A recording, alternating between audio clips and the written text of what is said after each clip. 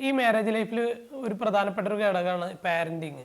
ഏത് തരത്തിലുള്ള പാരന്റിങ് ആണ് ഈ പാർട്ട്നേഴ്സ് ആവാൻ പോകുന്ന വ്യക്തികൾക്ക് കിട്ടിയിട്ടുള്ളത് എന്ന് ശ്രദ്ധിക്കുന്നത് നല്ലതാണ്. കാരണം ഒരു സിംഗിൾ പാരന്റ് ആയിട്ടുള്ള ഒരു വ്യക്തിക്ക് ഒരു അച്ഛനമ്മയും വളർത്തിയിട്ടുള്ള ഒരു പാർട്ട്ണറിനെയാണ് കിട്ടുന്നുണ്ടെങ്കിൽ അവിടെ ഒരു ഡിഫറെന്റ് വാല്യൂസ് ഉണ്ടാവും. അവിടെ അവരുടെ ഇഷ്ടങ്ങൾ വ്യത്യസ്തമായിരിക്കും അവിടെ. കാരണം ഒരു സിംഗിൾ പാരന്റ് വളർത്തിയിട്ടുള്ള രീതിയിലായിരിക്കില്ല ഒരു അച്ഛനമ്മയും ഒരുമിച്ച് വളർത്തിയിട്ടുള്ള ഒരു കുട്ടിക്ക് കിട്ടുന്നത്.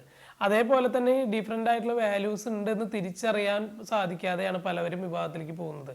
ആ പാരന്റിങ് കൃത്യമായിട്ടുള്ള വാല്യൂസിന് വ്യത്യാസം ഉണ്ടാവാൻ സാധ്യതയുണ്ട്. പാരന്റിങ് മനസ്സിലാക്കിക്കൊണ്ട്, എന്നാൽ ഈ പാരന്റിങ്ങിലൂടെ തന്നെ നമ്മുടെ സ്വാഭാവികമായിട്ടുള്ള ഇഷ്ടങ്ങളും നമ്മുടെ കാഴ്ചപ്പാടും ചേരുന്നുണ്ടോ, ചേരുന്ന ആളാണോ പാർട്ട്ണർ എന്ന് മനസ്സിലാക്കിക്കൊണ്ട് ഒപ്പം തന്നെ ഈ വരുന്ന പാർട്ട്ണർ നമ്മുടെ ഈക്വൽ വാല്യൂസ് ഉണ്ടോ എന്നുള്ളത് കൂടി ശ്രദ്ധിക്കേണ്ടതുണ്ട്. കാരണം പാരന്റിങ്ങിലൂടെ അവരുടെ വാല്യൂസിന് ഒരുപാട് ഡിഫറൻസ് ഉണ്ടായിരിക്കും.